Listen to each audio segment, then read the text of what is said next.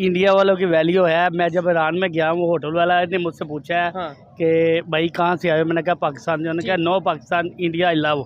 मुझे बहुत बुरा लगा। थाईलैंड ने ये बोला है कि इंडिया के लिए वीज़ा की इंडियंस के लिए वीज़ा की जरूरत ही नहीं, वो बगैर वीज़ा के लिए 6 माह के लिए ऑलमोस्ट ये उन्होंने अपॉर्चुनिटी दिया कि बगैर वीज़ा के आप वहाँ पे आए। तो सारा दिन ना हमारा तो यही होता है कि हमारा ओढ़ना बछोड़ना इंडियन के साथ है।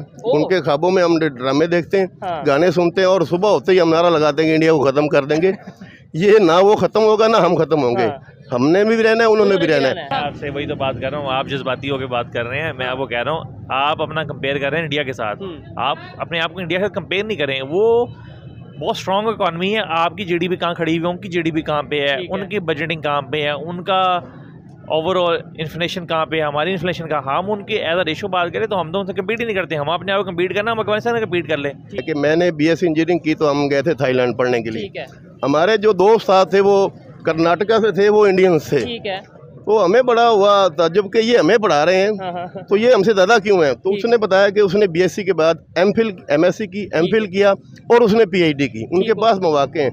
हमारे यहाँ कन्वर्शन रेट जो बीएससी इंजीनियरिंग के बाद मैं अपने शोबे से बता सकता हूँ कि एमफिल का रेट 2% है और पीएचडी का 1% है। इवन सऊदी अरब की अगर बात करें या गल्फ कंट्रीज की बात करें, उन्होंने बोला था कि 90% जो यहाँ उनके वहाँ पे बेकारी हैं वो पाकिस्तान से जा रहे हैं। और ये मैं अपने पास से नहीं कह रहा, किसी का दिल हो तो कह रहे हैं। आपका दुबई ने आपको मल्टीपल सिटीज के जो है वो पासपोर्ट बैन किए हैं। उन्होंने कहा जी इन लोगों का वीजा नहीं लग सकता, पाकिस्तानियों का, पाकिस्तानियों इस्लामिक कंट्रीज हैं, पाकिस्तान की मल्टीपल सिटीज के। ठीक हो गया, उनकी वेबसाइट पेजेस पे हैं। अब वो लॉ जो दुबई या सऊदी गल्फ में अप्लाई करना पड़ता है उनको अपनी डेट ऑफ बर्थ और अपना एरिया चेंज करना पड़ता है। बिरला कंपनी का, ठीक है। अब बिरला कंपनी इंडिया की बहुत बड़ी है मगर उन्होंने अपना एक खास हेड रखा हुआ है एजुकेशन के लिए। वो लड़के वेब पे बैठते हैं, उनसे अभी मैं बात करना चाहूँगा तो वो मुझे क्वेश्चन का रिप्लाई भी देंगे कि आप बैठ के। हाँ जी, वो उनके लिए एक इंजीनियर है जहाँ से भी हो। No Pakistan I love India. हमारा दिल दुख गया है, ये पाकिस्तान ये हाल हो गया। जी तो दोस्तों, मैं हूं सुहेब चौधरी और आप देख रहे हैं मेरा और आपका YouTube channel real entertainment TV. एक साइड पे खबर ये है कि गल्फ कंट्री, खासतौर पे अगर दुबई की बात करें, पाकिस्तान के मुख्तलिफ सिटीज़ के वीज़ा को उन्होंने बैन किया है। दूसरी साइड पे थाईलैंड जैसे कंट्री ने इंडियंस के लिए वीज़ा फ्री एंट्री की है 6 माह के लिए। इसी पर पाकिस्तानी पब्लिक से बात करेंगे कि हमारे वीज़ा की इंटरनेशनल लेवल पर, हमारे पासपोर्ट की क्या वैल्यू है as compare to Indian passport. और साथ ही साथ ये भी पूछेंगे कि जब पाकिस्तानी किसी दूसरे कंट्री में जाते हैं उन्हें क्या रिस्पेक्ट दी जाती है, जब बांग्लादेश के लोग दूसरे कंट्रीज़ में, इंडिया के लोग दूसरे कंट्रीज में जाते हैं तो उन्हें क्या रिस्पेक्ट दी जाती है। आज इस वीडियो में एक ऐसे इंजीनियर से आपकी मुलाकात करवाएंगे जिनके टीचर हैं इंडियंस, और वीडियो बहुत ही इंटरेस्टिंग होने वाली है। चलते हैं वीडियो की तरफ और मिलते हैं वीडियो के बाद। अस्सलाम वालेकुम। जी वालेकुम सलाम। आपका नाम? नोमान भट्टी नाम है। क्या करते हैं सर आप? मैं इंजीनियर हूँ। इंजीनियर हैं, जबरदस्त जी। आज इस टॉपिक पे वीडियो रिकॉर्ड कर रहे हैं। पाकिस्तान के जो पासपोर्ट है उसकी इंटरनेशनल लेवल पे क्या वैल्यू है, साथ ही साथ नेबर कंट्री है इंडिया, उसके पासपोर्ट की क्या इंटरनेशनल पे वैल्यू है। और अभी खबर ये आई है कि थाईलैंड ने ये बोला है, इंडिया को ऑफर किया कि भाई आप वीजे के बगैर भी हमारे कंट्री में आ सकते हैं। पाकिस्तान से स्टार्ट करेंगे, क्या कहना चाहेंगे? मैं पहले तो कहूँगा आगाज हम पाकिस्तानी पासपोर्ट की इंटरनेशनल लेवल पे तो कोई वैल्यू नहीं है। अगर 180 कंट्री रजिस्टर्ड है अक़वाम मुत्तहिदा में तो हम मेरे ख्याल 175 पर हैं पासपोर्ट में। और रीज़न ये है कि हमारी कोई एथिक्स वैल्यू नहीं है। हम जहाँ भी जाते हैं अपना आप दिखा देते हैं, हमें क्योंकि तालीम की कमी है, एजुकेशन हमें है नहीं। हम जहाँ भी मौका मिलता है कोई ना कोई दाव मारने की कोशिश करते हैं, कोई गड़बड़ कर देते हैं। शॉर्टकट हम ढूंढते हैं कि भाई अपने आप को ज्यादा ज़हीन समझते हैं, जुगाड़ी, और हम अपने आप को बड़ा वो ज़हीन समझते हैं। चलो है नहीं हम ऐसे। ठीक है। और हमारा हमसाया मुल्क है, उसने एक कौम के तौर पर, चाहे उन्होंने हिंदुत्व पे भी किया काम, मगर वो एक कौम पे बिल्ड हुए हैं। हमारे अंदर तो कौमी वैल्यूज नहीं है, ना हमारी एजुकेशन सिस्टम ऐसा है कि वो हमें एथिक्स सिखाए हमारे बच्चे। वो कोई ऐसी बात नहीं सिखाई जा रही। बस एक ही है कि डॉक्टर बनना है, इंजीनियर बनना है, ये बनना, मगर मॉरल वैल्यूज में हम बहुत डाउन हैं। ठीक हो गया। बड़ी ऑथेंटिक बात की गई है। कुछ लोगों से बात की, उन्होंने कहा जी हमारी गवर्नमेंट स्टेबल होगी, इमरान खान आएंगे, नवाज शरीफ आएंगे, जरदारी वट एवर जो भी कोई आएगा वो ये हमारी वैल्यू बेहतर करेगा। लेकिन इन्होंने जो बात की है, भाई जब तक हमारे पास एथिक्स नहीं होंगे, एजुकेशन नहीं होगी, चाहे कोई भी गवर्नमेंट आ जाए बाहर, तो हम जैसे लोग जाएंगे। एजुकेशन सिस्टम में भी हमारे यहाँ बड़ी तफरीक है। अच्छा। एक गरीब का बच्चा वो और तालीम ले रहा है, और एक जो है एचएसएन का बड़ा हुआ बच्चा वो हमेशा आगे जाएगा, क्योंकि उसको दी जाती तालीम ऐसी कि आपने एलीट बनना है। और गरीब का बच्चा चारा 10वीं करने के बाद उसको आगे दाखिला नहीं मिलता, अगर मिलेगा तो उसके पास फीस नहीं होगी देने के लिए। हमारा एजुकेशन सिस्टम इतना महंगा हो गया कि आप सोच भी नहीं सकते कि कोई आम आदमी अच्छी तालीम ले। क्वालिटी एजुकेशन हासिल करनी है, अगर आपने खाली वो अपना एजुकेटेड वो वाला बनना है कि जो नाम पढ़ना जानता हो, लिखना। हमारे यहाँ BA पास है मगर उनकी वो क्वालिटी एजुकेशन नहीं है। आपने जैसे बात की, क्वालिटी एजुकेशन वो होगी जो सब एक सिलेबस इंटरनेशनल स्टैंडर्ड के मुताबिक, और सबको मिलना चाहिए। वो एक गरीब के बच्चे को मिलना चाहिए और अमीर के बच्चे को, और इंशाल्लाह इससे कौम में एक वैल्यूज भी आएंगी, उनकी एथिक्स भी ठीक होंगी और हम इंशाल्लाह आगे जाएंगे। अभी कुछ टाइम पहले की खबर थी जो सऊदीया से या गल्फ कंट्रीज की अगर बात करें, वहाँ पे ये कहा, रिपोर्ट के मुताबिक ये कहा गया कि जितने भी वहाँ पे भिखारी पाए जाते हैं मोस्टली ऑलमोस्ट 90%, 85%, 90% वो पाकिस्तानी होते हैं। इस रिपोर्ट के बाद, इस न्यूज़ के बाद इंटरनेशनल लेवल पे हमारा क्या इमेज है? और दूसरे नंबर पे वही बात नेबर की बात करें, वो वहाँ पे जाके मैनेजिंग पोस्ट पे हैं, मतलब, और हम वहाँ पे एक तो लेबर पोस्ट पे हैं या फिर वही कि हम वो वाली पोस्ट है। पे बात आपने की है कि हमारे यहाँ ना वही फिर आ जाएगी वैल्यू की बात। हमारे यहाँ शर्म एथिक्स नहीं है, हम मांगते हैं, हमने कहा ना देगा चलो और दूसरा दे देगा, और वो बाहर जाते हैं उम्रे के बहाने मगर वहाँ मांगते हैं। मैं खुद उम्रे पे गया था, मुझे पता कि मैं जानता था ये पाकिस्तानी है, ये मांग रहे हैं। बांग्लादेश पहले सूरत हाल थी हमसे बड़ा वर्स्ट था, अब उन्होंने बहसीत एक नेशन जिस काज पे भी खड़े हुए हैं वो एक काज पे खड़े हो गए और हमसे आगे चले गए। पहले हमारी एग्जांपल थी कि 2 टके का बंदा, बांग्लादेशियों का टका जो है ना वो हमसे डबल है।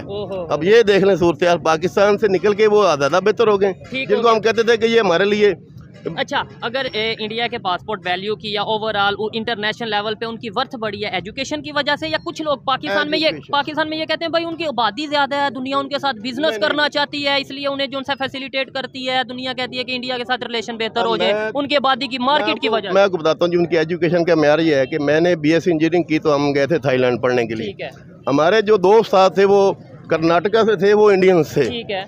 तो हमें बड़ा हुआ ताज्जुब कि ये हमें पढ़ा रहे हैं तो ये हमसे ज़्यादा क्यों है। तो उसने बताया कि उसने BSc के बाद MPhil MSc की, MPhil किया और उसने PhD की, उनके पास मौके हैं। हमारे यहाँ कन्वर्शन रेट जो BSc इंजीनियरिंग के बाद, मैं अपने शोबे से बता सकता हूँ कि MPhil का रेट 2% है और PhD का 1% है, मतलब, और ये है उनकी PhD वैल्यू बहुत है। उनके यहाँ डॉक्टर ने, उनकी रिसर्च जारी है, एजुकेशन क्वालिटी है उनके पास। यही वजह ना आज वो चांद पे भी पहुंच गए और हम तो वही MSc और MPhil ने जो जदीद रिसर्च की, इस वजह से वो आगे गए। हमारे यहाँ एक लेवल है, बस डॉक्टर बन गए, इंजीनियर बन गए, आगे रिसर्च पेपर या रिसर्च नहीं करते। हम वो उनकी किताबें पढ़ते हैं। अभी भी इंजीनियरिंग की बेसिक बुक्स इंडियंस की हैं, जो ऑथर्स हैं वो मोस्टली इंडियंस हैं। आप सोशल मीडिया पे यानी इंटरनेट पे आप ये चीज सर्च कर सकते हैं। मैं तो थोड़ा बहुत इस चीज के हवाले से जानता हूँ, आप तो इससे ज्यादा। मैं इसका गवाह हूँ, मैंने तो किताबें उनकी पढ़ के हमने किया और हम उन्हीं को गालियाँ निकालते हैं। उन्हीं की किताबें पढ़ते हैं, हमने खुद अपनी नहीं बनाई किताबें, हमने शॉर्टकट्स बनाए हैं, MCQs बना दिए हमारे 2 लोगों ने वहाँ से उठा, हाँ जी, वो कंपाइल कर दिया, उसको थोड़ा सा और शॉर्ट कर दिया, वेब पेज बना दिया, इस पे जो सारे सवाल आते हैं। हमारे रिसर्च की बहुत कमी है। ठीक है, मैं बड़े वसूख से ये बात कह सकता हूँ कि भाई आज भी इंजीनियरिंग के हवाले से किसी ने कोई नॉलेज लेना हो ऑनलाइन, तो वो इंडियन जो से ऑथर्स हैं या यूट्यूबर्स हैं उनको देखा जाता है पाकिस्तान में। और अगर बात करें दूसरी टेक्नोलॉजी की, 1 मिनट के लिए, आदमी है वो बिरला कंपनी का। ठीक है। अब बिरला कंपनी इंडिया की बहुत बड़ी है, मगर उन्होंने अपना एक खास हेड रखा हुआ है एजुकेशन के लिए। वो लड़के वेब पे बैठते हैं, उनसे अभी मैं बात करना चाहूँ ना तो वो मुझे क्वेश्चन का रिप्लाई भी देंगे कि आपका इंजीनियरिंग। हाँ जी, वो उनके लिए एक इंजीनियर है जहाँ से भी हो। हमारे यहाँ वो कंसेप्ट ही नहीं है कि कोई इंडस्ट्री वाला बंदा रिसर्च पेपर बनाए या रिसर्च पे काम कराए। उनका ये जो है ना कैपेसिटर, वो ईच एंड एवरी दिन पे हर बंदा स्पेशलिस्ट लगाया हुआ है। वो बच्चों के सवालों के जवाब देता है, जो नहीं समझ आती उसको आसान उर्दू हिंदी में वो उसने समझा देता है। फ्री ऑफ कास्ट या इसकी फ्री ऑफ कास्ट वो अवेलेबल है। उनको रखा ही उन्होंने इसलिए कि वो आपको एजुकेशन दें जो आपको आपके टीचर नहीं समझा सकते। अगर एक बंदे को इंटरेस्ट है इसमें तो वो आम रॉ मैन भी उससे सीख सकता है। वैसे हम कहते हैं जी हमने दुश्मन के बच्चों को पढ़ाना है, ये हमारे इधर बड़े और हम खुद नहीं पढ़े, दुश्मन जिसे हम कहते रहे आज वो हमें पढ़ा रहे हैं। ये इंजीनियर हैं और मतलब इनकी एक तो क्वालिफिकेशन, उसके बाद इनका एक्सपीरियंस आपके सामने होगा। लेकिन ये बात कर रहे हैं कि आज भी अगर रिसर्च के हवाले से कोई चीज़ जाननी हो, आज भी कोई इंजीनियरिंग के हवाले से कोई भी स्टडी हासिल करनी हो, तो वो हम ऑनलाइन इंडियन ऑथर्स को ही देखते हैं और वहाँ से फ्री ऑफ कॉस्ट। क्या कहना चाहेंगे, हमें सीखना चाहिए कि नहीं, कि आज भी वही कंसेप्ट रखे और नहीं इंडिया की बात ना करना, दुश्मन है इंडिया, ये है वो है। से कभी भी जंग नहीं होती। ठीक है। एक नजरिया चार जंगे वैसे हमने कर ली, वो जंगे जो की है ना वो किताबों तक तो हमने बड़ी जीती हैं, मगर अगर आप देखें ना रियल ग्राउंड पे ठीक है, तो फिर आपको पता चलेगा कि क्या हुआ है। ठीक हो गया, हमसायों से जंग नहीं होती, आप अपने मुल्क में अपने नजरिए पे कायम रहें, वो अपने नजरिए पे हैं। बिल्कुल ऐसे ही है। तो हम अपने मगर मुल्क की जहाँ रिस्पेक्ट पर करें। एजुकेशन आती है या अगर सेहत के मसाइल आते हैं तो वहाँ पर आप अपने हमसायों से मदद ले सकते ऐसे ही हैं, है। उनकी रिसर्च को देखें और उनको देखते हुए हमें भी रिसर्च करनी चाहिए, ठीक है, हमें अपनी फील्ड में आगे जाना चाहिए। ठीक हो हम गया, लड़ाई की जो बात करते हैं, जब टेक्नोलॉजी हम इसराइल की और अमेरिका की यूज करेंगे तो कैसे इनको हरा सकते हैं? ठीक है, जब मेरा मुल्क खुद बनाएगा ना इनके मुकाबले के सिस्टम हाँ, मिसाइल का या रेडार का, ठीक तो है। फिर हम इनको टक्कर दे सकेंगे। ठीक है। अब उनका जो सिस्टम 10 साल बाद वो जो खराब हो रहा होता है वो कहीं वो जंग हमें- छेड़ के वो भेज देते हैं, ठीक हो गया, हम फंस जाते हैं। ठीक हो गया। बस ये यही। बड़ी टेक्निकल बातें हैं और दिल कर रहा है इस तरह के लोगों से ज्यादा बात करने का दिल करता है, लेकिन जाहिर बात है वो भी अपना गपशप में दोस्तों के साथ मसरूफ है, ज्यादा टाइम नहीं लेंगे। सर बहुत अच्छा लगा आपसे बात करके। लास्ट में मुझे ये बताएं हम बेहतरी कैसे ला सकते हैं, एक तो एजुकेशन सिस्टम को बेहतर करने के अलावा, इसके अलावा ये पब्लिक में ये बात कैसे जा सकती है, मतलब पब्लिक को बताएं। ज्यादातर लोग मुसलमान जो है ना, आपको एक मतलब जहाँ हम बैठे हैं हाँ, ये देख लें, सफाई निसफ ईमान है मेरा, ठीक तो है, ये ईमान देख लें।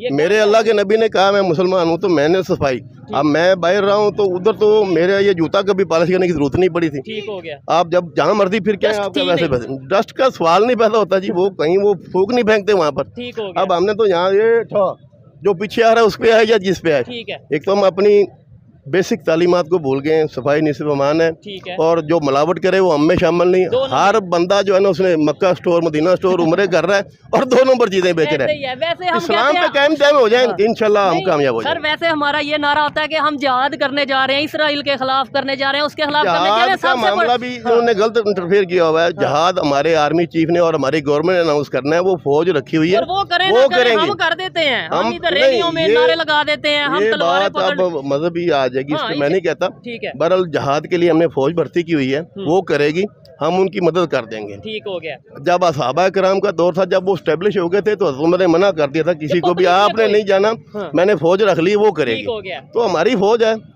और ये गवर्नमेंट है, ये अनाउंस करेगी, मैं नहीं कर हाँ, सकता। मैं या ये आप या जहाज कोई फर्ज हो गया। मौलाना इस तरीके से स्टेटमेंट नहीं दे सकते, लेकिन हमने अक्सर हमने रैलीज में ये गवर्नमेंट देखा है। हमारी ये वो और सबसे बड़ी बात अगर बात करें, अगर हमने अपना क्या नाम लेते हैं, कुफर के खिलाफ लड़ना है या इस तरीके से जो हमें कंसेप्ट दिया जाता है, सबसे बड़ी जंग तो अल्लाह के खिलाफ है, सूद। वो हमारे यहाँ पे वो सिस्टम उसके चल रहा है, खिलाफ उसके ऊपर हमने- हम उसके खिलाफ तो हम जिहाद हमने करेंगे। अपील की हुई है शरीयत कोर्ट में कि जो फैसला हुआ था ना उसको रिव्यू किया जाए, हाँ। ये सूद के बारे में है। ठीक है, और वही बात है कि हमारी गवर्नमेंट के जो है ना फैसले, कुछ हमें नहीं सारे मानने पड़ेंगे जो ठीक है। ठीक है, जब हम ठीक हो जाएंगे तो फैसले भी ठीक हो जाएंगे। जबरदस्त जी, बहुत अच्छा लगा सर आपसे बात करके। आइए मजीद किसी से बात करते हैं। और इन जैसे लोग अगर पाकिस्तान में मौजूद होंगे, ऐसी सोच, ऐसे इंजीनियर मौजूद होंगे, तो शायद कुछ ना कुछ उम्मीद भी मौजूद होगी पाकिस्तान बेहतरी की तरफ जाए। सर आपसे रिक्वेस्ट लास्ट में ये है कि कुछ ना कुछ जहाँ पे आप बैठते हैं, जो आपके पास नॉलेज है, जो आपने इंटरनेशनल लेवल, जैसे आपने बोला थाईलैंड से आपने एजुकेशन हासिल की है, ये यहाँ के लोगों को, हमारे जैसे स्टूडेंट्स को भी डिस्कस किया करें, उन्हें बताया करें, ये नफरतें कम हों, ये जो जी इंडिया दुश्मन है, वो दुश्मन है, ये दुश्मन तो है। सारा दिन ना हमारा तो यही होता है कि हमारा उड़ना बछोड़ना इंडियन के साथ है।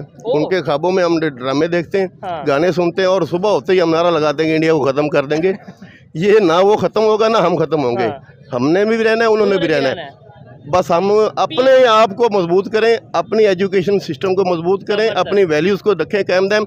उनको देखते हुए उन्होंने जो भी उनका मजहब, उन्होंने अपने मजहब को टेक्नोलॉजी पकड़ा में हुआ है, कैसे जा रहे वो हैं, टेक्नोलॉजी में जा रहे हैं। उन्होंने एक बना दिया सिस्टम ठीक है, को, खर्चा करते हैं अपनी एजुकेशन सिस्टम पर, सेहत पर, ठीक हो गया, और उनके डॉक्टर भी अच्छे हैं। ऐसे ही है। पाकिस्तान में अभी शुरू हुआ है ये जो जिगर की पाबंदकारी है, इंडिया में आज से 20 साल पहले था, ऐसे ही। अब वो यहाँ से हमसे वहाँ लोग बहुत जा आगे रहे गए, हैं।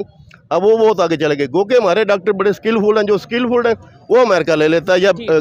गल्फ ऐसे कंट्री चले जाते, क्योंकि वो ज़्यादा पे करते हैं। हमारे यहाँ डॉक्टर बेचारे ठीक है, पिसे हुए हैं, इंजीनियर भी पिसा हुआ है। बस इनको चाहिए कि सीखें, इंफ्रास्ट्रक्चर मजबूत करें और तालीम को और ज़्यादा वक़्त दें, ठीक हो गया। स्कूल इसी में- बनाएं। ये सड़कें बनाने से मुल्क नहीं तरक्की करेगा, स्कूल बनाने से करेगा। जबरदस्ती ऐसे ही है। और मैं ओपनली कहता हूँ कि मैं मुकाबला करना है इंडिया के साथ, लेकिन जंग में नहीं, बॉर्डर पे नहीं, टेक्नोलॉजी में। हर यूथ को मुकाबला करना चाहिए हर कंट्री के साथ, लेकिन एजुकेशन में, टेक्नोलॉजी में, अवेयरनेस में, बजाय इसके कि हम ये कहें टांग किसकी ऊंची उठती है, जज्बा किसमें ज़्यादा है, इन चीज़ों से बजाय आज 2023 में हमें टेक्निकल होकर सोचने की ज़रूरत है। आइए मजीद किसी से बात करते हैं। बहुत शुक्रिया भाई। अस्सलाम वालेकुम। जी वालेकुम सलाम। आपका नाम? शहरोज खान। क्या करते हैं भाई? बिजनेस करता हूँ। बिजनेस करते हैं। पहले तो ये बताएं, टॉपिक की तरफ आएंगे, हम पासपोर्ट की वैल्यू की बात कर रहे हैं, पाकिस्तान की, अपने नेबर कंट्रीज़ की ओवरऑल, लेकिन सबसे पहले बताएं पाकिस्तान में बिज़नेस की क्या सिचुएशन है, जो आजकल हालात चल रहे हैं ओवरऑल, गवर्नमेंट की स्टेबिलिटी, अनस्टेबिलिटी, तो बिज़नेस कैसा चल रहा है? अनस्टेबिलिटी की वजह से बिजनेस बड़े अफेक्टेड हुए हैं यहाँ से। मोस्टली लोग यहाँ से मूव करना चाह रहे हैं, जब बिजनेस वाइंड अप करना चाह रहे हैं और फॉरेन कंट्रीज़ जाना चाह रहे हैं। ठीक हो गया। अब यही चीज़ लिंक करती है हमारे पासपोर्ट की वैल्यू से। हम जब फॉरेन कंट्रीज़ जाते हैं तो हमारी रिस्पेक्ट क्या की जाती है, हमारे पासपोर्ट की क्या वैल्यू है, क्या कहना चाहेंगे इसके ऊपर? पासपोर्ट की हमारी ये वैल्यू है। अभी रिसेंटली मैं कुछ 10 दिन पहले एक ओमान गया हूँ, और वहाँ पे बेसिकली जो बांग्लादेशी है ना, वो हमें छेड़ते पाए कि हमारा टका अब तुमसे ऊपर है। ये इसमें कोई झूठ भी नहीं है। पहले कभी हम कहते थे ये 2 टके का इंसान है, यानी बंगालियों को कहते हैं, वो हमें कहते हैं कि 2 टका हमारा ऊपर है। अब तो मुझे रिसेंटली लग रहा है अगवानी भी हमसे जो है वो अगवानी मिलते हैं, वो कहते हैं थोड़ा सा है जो 100 साल हमारी रुपी तुम्हारे से ऊपर तकड़ी ऊपर होगी। लंका हमारे से बेटर है। इंडिया की बात करें, आज वो कहाँ से कहाँ चला गया। इंडिया के साथ तो आपका कम्पीट बनता ही नहीं है, वो तो आप लफ्जी बातों में कर लें। इकॉनमी की कंडीशन में बात करें, या पासपोर्ट की वैल्यू की बात, पासपोर्ट की वैल्यू तो बहुत है, इंडिया के साथ आपको बहस बनती नहीं है। अब इंडिया के साथ बनती, ये मैं इस चीज़ से थोड़ा सा डिसएग्री करता हूँ। नो डाउट कंपटीशन नहीं बनता, लेकिन ये सोचने वाली बात बनती है कि कैसे आगे, यानी हम इतनी आसानी से कह के जान छुड़वा दें कि उनके साथ कंपटीशन नहीं बनता। ये एक साइड पे हम कहते हैं कि हम नंबर 1, ये नंबर 1, वो जज्बा और ये सारा कुछ, और जब हम बात करें इकोनॉमी की, यानी ऑथेंटिक बात करने हैं, तब भाई उसके साथ आपसे वही तो बात कर रहा हूँ। आप जज्बाती होकर बात कर रहे हैं, मैं आपको कह रहा हूँ आप अपना कंपेयर कर रहे हैं इंडिया के साथ। आप अपने आप को इंडिया के साथ कंपेयर नहीं करें। वो बहुत स्ट्रॉन्ग इकॉनमी है। आपकी जीडीपी कहाँ खड़ी हुई है, उनकी जीडीपी कहाँ पे है, उनकी बजटिंग कहाँ पे है, उनका ओवरऑल इन्फ्लेशन कहाँ पे है, हमारी इन्फ्लेशन का। हम उनके एज अ रेशो बात करें तो हम तो उनसे कम्पीट ही नहीं करते। हम अपने आप को कम्पीट करना, हम अफगानिस्तान से कम्पीट कर लें, हमने कम्पीट करना, लंका से कम्पीट करें अपने आप को। अगर पासपोर्ट एल्यूशन आपने देखनी है ना, तो आप कर रहे हो, आप कहो जी पाकिस्तान में बैठ के अमेरिका से मुकाबला करने लग जाए। तो यही सिचुएशन इस टाइम ये है कि पाकिस्तान और इंडिया का कंपैरिजन इसी तरीके से नहीं बनता। आप कर नहीं सकते। आप करो तो बेवकूफ़ हो ना आप। अब मैं मोबाइल वाले पाकिस्तानी कहना कि दिल में कहूँ मैं पाकिस्तानी हूँ, पाकिस्तानी के तौर तरीके में बोल दूँ कि नहीं जी पाकिस्तान बहुत ऊपर है, इन नेचुरल हम बर्दाश्त कर रहे हैं भाई। ठीक हो गया। हम उसको फेस कर रहे हैं, अपनी खामियों को जानेंगे, अपनी खामियों को एक्सेप्ट करेंगे, जैसे भाई बात करें, मैं 100% एग्री करता हूँ, तो ही शायद हम आगे बढ़ पाएंगे। लेकिन अगर जज्बाती बात करेंगे, नहीं नहीं हो इसने तो पाकिस्तान के अगेंस्ट बोल दिया, इसने कह दिया इंडिया आगे है, ये तो गद्दार है, इंडिया का एजेंट, नहीं। जहाँ पे कुछ बेहतर है उसे अप्रिशिएट करने की जरूरत है और सीखने की जरूरत है। सर आगे कैसे चला गया आपका खाना? आगे हम ज्यादा टाइम ही लेंगे एकदम। अच्छा फिर ठीक है, फिर गप लगाते हैं। क्या कहेंगे वो कैसे? अब अफगानिस्तान की बात कर लें, बांग्लादेश की बात कर लें, इंडिया की अगर बात कर लें, ये जितने भी हमारे इर्द गिर्द कंट्रीज हैं, कैसे आगे चलेगी? एक टाइम पे हम सब कभी एशियन टाइगर हमें कहा जाता था, या हम खुद को ही कह देते थे, आज हम कह रहे हैं कि इंडिया से कंपेयर। मुझे जो पर्सनली जो मुझे फील हुआ है ट्रैवल करने के बाद, चीज़ें देखने के बाद, कि वो खुददार कौमें हैं। सेल्फ रिस्पेक्ट है उनमें, सेल्फ रिस्पेक्ट है, उनको मांगना नहीं पसंद, उनको मेहनत करना पसंद है। हम में खुददारी ख़त्म हो गई है। ठीक हो गया। हमारी टॉप लीडरशिप से लेके नीचे तक हम लोगों को मांगने की आदत पड़ गई है। जब खुददारी है नहीं तो हमने कहाँ पे कोई तरक्की की राह में जाना है, किस तरफ जाना है, कोई भी चक्कर ही नहीं है आपको। आप खुददारी की बात करने आएगा, उसको उठा के अंदर डाल दो। और ये तो एक इंटरनेशनल रिपोर्ट है। इवन सऊदी अरब की अगर बात करें या गल्फ कंट्रीज की बात करें, उन्होंने बोला था कि 90% जो यहाँ उनके वहाँ पे बेकारी हैं वो पाकिस्तान से जा रहे हैं। और ये मैं अपने पास से नहीं कह रहा, किसी का दिल हो तो कह रहे हैं। आपका दुबई ने आपको मल्टीपल सिटीज़ के जो है वो पासपोर्ट बैन किए हैं। उन्होंने कहा जी इन लोगों का वीज़ा नहीं लग सकता, पाकिस्तानियों का, पाकिस्तानियों के, इस्लामिक कंट्रीज हैं, पाकिस्तान की मल्टीपल सिटीज़ के। ठीक हो गया। उनकी वेबसाइट पेजेस पे हैं। अब वो लॉ जो दुबई या सऊदी गल्फ में अप्लाई करना पड़ता है उनको अपनी डेट ऑफ बर्थ और अपना एरिया चेंज करना पड़ता है। आपके खाली बड़े शहर लाहौर, कराची, इस्लामाबाद और ये बड़े शहर छोड़ के आपके बाकी सारे शहरों के उन्होंने वीज़ा ही बंद किए। ये देखें, एक साइड पे इस्लामिक कंट्रीज हमसे जान छुड़वाना है ना कि भाई पाकिस्तान इधर ना। दूसरी तरफ आज की खबर है, कल की खबर है कि थाईलैंड ने ये बोला है कि इंडिया के लिए वीज़ा की इंडियंस के लिए वीज़ा की जरूरत ही नहीं। वो बगैर वीज़ा के लिए 6 माह के लिए ऑलमोस्ट ये उन्होंने अपॉर्चुनिटी दिया कि बगैर वीज़ा के आप वहाँ पे आएँ। इसके अलावा श्रीलंका ने बोला बगैर वीज़ा के इंडियंस आएँ। मेरी वही मैं कह रहा हूँ, अगर आप अभी मैं आपको बताता हूँ, यहाँ पे अगर बगैर वीज़ा की अगर एंट्री स्टार्ट कर दें, सबसे ज़्यादा मांगने वाले जाएंगे यहाँ पे। ठीक हो गया। उन्होंने अपने मुल्क में टूरिज्म प्रमोट करना है कि मांगने वाले प्रमोट करने हैं। आप यदि गल्फ कंट्री में जाएं, वहाँ पे आपको मांगने नजर आते हैं, वो छूटते हैं उनके ऐसे होता है जैसे जनरल होता है वहाँ का। ठीक है। वो इतना डरते हैं उसे। ठीक है, छूटता है जिसे पुलिस ऑफिसर कहते हैं। वहाँ पे आपको मांगने वाला कोई नजर नहीं आता। तो वहाँ पे इंडियंस के लिए अगर ये फ्री किया है कि वीज़ा फ्री एंट्री किया है, उसकी क्या रीज़न हो सकती है? बेसिकली थाईलैंड ने अपने टूरिज्म को प्रमोट करना और उनका बहुत बड़ा जो टूरिस्ट है वो इंडिया से जाता है, तो इसीलिए उनको फैसिलाइज करने के लिए उन्होंने वहाँ से बुलाया। ठीक हो गया सर। लास्ट में बस मुझे ये बता दें, बड़ी ऑथेंटिक और लॉजिकल बात की है, चाहे थोड़ा सा क्रिटिसाइज किया गया लेकिन बेहतरी के लिए किया गया। लास्ट में ये बता दें बेहतरी कैसे आ सकती है, क्या ऐसा किया जाए, गवर्नमेंट का कसूर है, पब्लिक का कसूर है, या दोनों का ही कसूर है, और चेंज कैसे आएगा या नहीं आ सकता? फिर आप कहेंगे उनका नाम लेना काट देंगे। इनका आप ऐसे कह दें कुछ अदारे या मैं आप कह रहे फिर आप कहेंगे काट देंगे सर। हो असल में मल्टीपल टाइम बहस ही चलती है कि आपको नहीं, अदारों की ये बात करें, अदारों के ऊपर भी एक अदारे बैठे हुए हैं, ठीक है, जिन्होंने एक प्लेटफॉर्म सेट किया हुआ है कि यार इस मुल्क को और इस कौम को आपने उठने नहीं देना। वो इंटरनेशनल लेवल के अदारे हैं या हमारे अंदर ही? इंटरनेशनल आप बेसिकली देखें ना, इंटरनेशनल के अदारे दुनिया तो आपको नहीं करेगी, वो तो आपको फंड करेगी। ऐसे ही है, और वो हम खुद फंड लेने जाते हैं, वो नहीं आते। जब बिकने यहाँ बैठे हो आप लोग, ठीक है, मुझे अगर फंड करें यहाँ पे आके, यार तुझे मैं फंडिंग देता हूँ, तूने ये सादा प्लाजा नहीं खड़े होने देना, ठीक है। अब बहैसियत वो प्लाजा खड़ा होगा, वो होगा तो वो अपॉर्चुनिटी बढ़ेगी, लोगों का रोजगार बनेगा, सबका फायदा होगा, सबके मतलब इस इलाके का फायदा होगा ना उसके लिए। मतलब छोटी एग्जाम्पल कोड कर रहा हूँ, मैं तो बेजमीर आदमी हूँ, 2-4 लाख 5 लाख में बिक के इस प्लाजे को खड़ा ना दूँ, मेरे पावर अथॉरिटी हो। और मोस्टली पाकिस्तान में ऐसे ही हो रहा है। छोटी एग्जाम्पल आपको मैं कोड कर रहा हूँ, ठीक है। अब 2 करोड़ की फंडिंग के ऊपर मैं पाकिस्तान को खड़ा ही ना होने दूँ। ऐसे ही है, मुझे बाहर से अच्छे डॉलर्स आ रहे हैं और मुझे उन्होंने कह दिया कि जी आपने तरक्की के दिन गामजन नहीं होने देना, आपने ऐसे चल रहा है, ऐसे चल देना है। और बड़े प्रोजेक्ट हैं जिनका मैं नाम ले सकता हूँ, बहुत से ऐसे डैम्स हैं जो कि इस वजह से, सिर्फ इस सियासत की वजह से हम नहीं बना पा रहे। इवन सी पैक की बात करें, शायद वो भी कहीं ना कहीं उसके अंदर ये चीज़ तो वैसे रोला जाता है। सियासत तो मतलब ये तो कठपुतलियां हैं, सियासत में सियासी लोगों ने क्या करना, सियासी लोग कुछ नहीं करते। बेहतरी की उम्मीद है 5 साल 10 साल में, लगता है कि यार ऐसे अब चेंज आएगा। कब तक हम ऐसे जलील होते जाएंगे, कब तक बात करें? 5 10 साल 20 साल कोई। मुझे तो अगला साल जो है वो मुश्किल लग रहा है कि पता नहीं इसके बाद क्या हो रहा है। अगला ईयर जो आपका टफ है, पता नहीं इसके बाद क्या हो रहा है। ठीक है, नहीं बेहतरी नहीं आने वाली। आप किधर से किस तरह बेहतरी आएगी मुझे बताएं। आप कोई गवर्नमेंट स्टेबल हो जाए, वो पॉलिसी लेके आए, फिर वो उसके ऊपर हम आप ही पॉलिसी कौन सी है? आपके तीसरा या चौथा मंथ जा रहे हैं, आपके इलेक्शन नहीं हो रहे, ठीक हो गया, पॉलिसी कहाँ से आएगी? ये तो दुनिया दिखाने का गेट है कि गवर्नमेंट आ गई, इलेक्शन होंगे, वरना तो आपको सेंक्शन लग जाएगी। जी इमरजेंसी आपके पास, आप डिक्लेयर इमरजेंसी आपके पास, तो आप तो डिक्लेयर इमरजेंसी में टाइम गुजार रहे हो। ठीक हो गया। और अपना ही कानून, पाकिस्तान का जो कानून है इलेक्शंस के हवाले से, वो हम तोड़ चुके हैं। खैर पाकिस्तानी पब्लिक ओपिनियन आप तक पहुंचाई, और इनकी बातों से मैं काफ़ी हद तक एग्री करता हूं कि जब तक हम अपनी मॉरल वैल्यूज़ के ऊपर काम नहीं करेंगे तब तक आगे नहीं जा सकते। अस्सलाम वालेकुम। वालेकुम सलाम। आपका नाम? मियां नदीम मेरा नाम है। क्या करते हैं भाई? मेरा इधर प्रॉपर्टी का ऑफिस है इकबाल टोल में। ज़बरदस्त। पाकिस्तान में आजकल प्रॉपर्टी के जो काम है वो ट्रेंड है, बढ़ता जा रहा है। कोई ऑनलाइन बिजनेस या इस तरीके से किसी चीज़ के ऊपर काम नहीं किया जा रहा है। इसकी क्या वजह है ये बताएं, उसके बाद टॉपिक की तरफ आते हैं। वीज़ा के हवाले से हम बात कर रहे हैं, वीज़ा की क्या वैल्यू है पाकिस्तान के वीज़ा की और ओवरऑल दूसरे कंट्रीज की।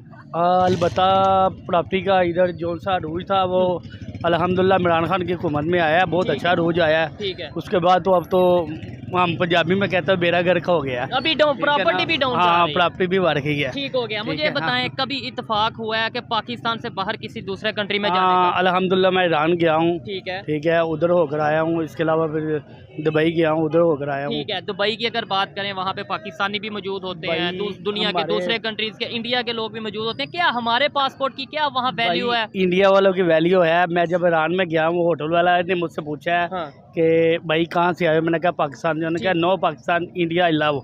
मुझे बहुत बुरा लगा। ठीक है, ईरान इस्लामिक कंट्री है, लेकिन मुझे बहुत बुरा लगा, मुझे बहुत बुरा लगा। ठीक हो गया। मैंने उससे पूछा कि क्यों अच्छा आपने ऐसे बोला?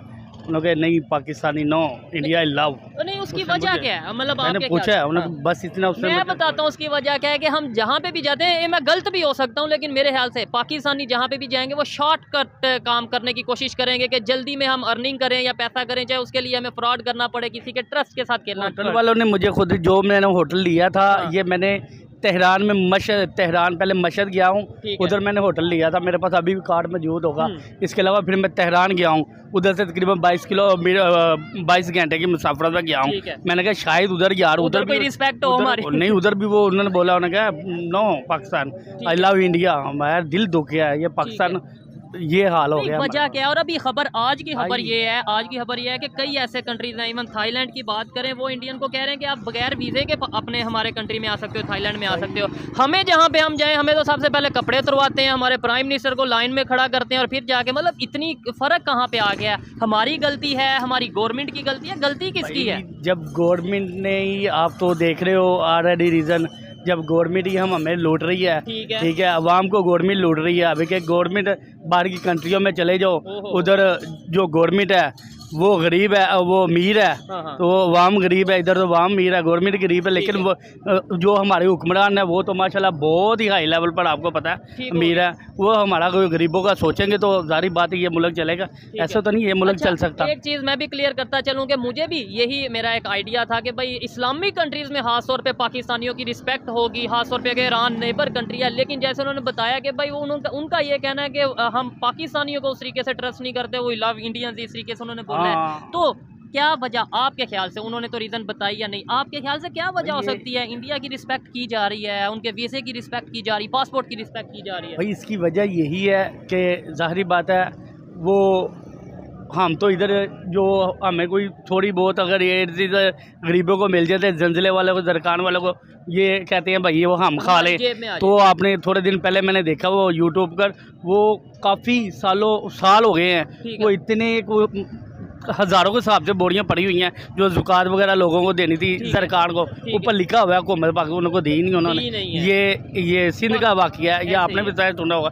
भाई अगर ये हमारा क्या वो ओवरसीज़ वाले नहीं ये देखते, सारा हमारा यूट्यूब चैनल ही सारा देखते हैं, हर चीज़ तो सोशल मीडिया हर चीज़ जो भाई पाकिस्तानी को है ही फ्रॉड है, सीधी बात। मुझे बता दें लास्ट में, आपके दोस्त भी खड़े हैं, ज़्यादा टाइम नहीं लेना चाहूँगा, लास्ट में बता दें हमारी रिस्पेक्ट कैसे हो सकती है? देखें मैं भी ये चाहता हूँ, आप भी एज ए पाकिस्तानी ये चाहते हैं कि जहाँ भी जाए फ़ख्र से कि मैं पाकिस्तानी हूँ, लेकिन इस टाइम ये सिचुएशन है, हमें मुँह छुपाना पड़ता है। इंसाफ के ऊपर आपकी हो सकती इज्जत, देखो हर बंदा अब लाइक कर रहा है खान साहब को, हर बंदा, तो यार हमें भी चाहिए, ठीक है भाई, उनको आपको भी पता है उनको पब्लिक चाहती है, जो पब्लिक चाहती है वो होना चाहिए, वो होना चाहिए। तो भाई आई लव इमरान खान, ठीक है, I love Pakistan, thank you.